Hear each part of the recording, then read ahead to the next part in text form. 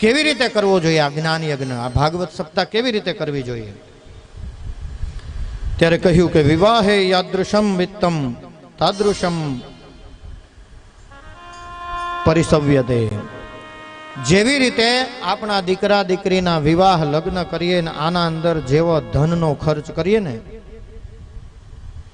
એવી રીતે ધનનો ખર્ચ કરવાનો.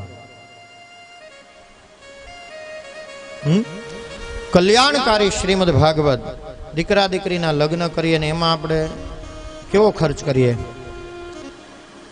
એવા ખર્ચ અને એવા ભાવ સાથે આ દિવ્ય જ્ઞાન યજ્ઞ કરવો.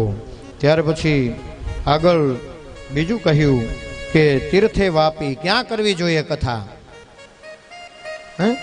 તીર્થે વાપી વને વાપી, તીર્થમાં પણ કરી શકાય, વનમાં પણ કરી શકાય, ગૃહે વા શ્રવણમ મતા, અને આપણા ઘરે પણ કરી શકાય. વિશાલા વસુધા યત્ર કર્તવ્ય તત્કથા સ્થલમ. જ્યાં વિશાળ પ્રમાણમાં લોકો આવી અને બેસી અને કથાને સાંભળી શકે, કથાનો લાભ લઈ શકે, આવું સ્થળ બને ત્યાં સુધી કથા માટે ચયન કરવું, નક્કી કરવું.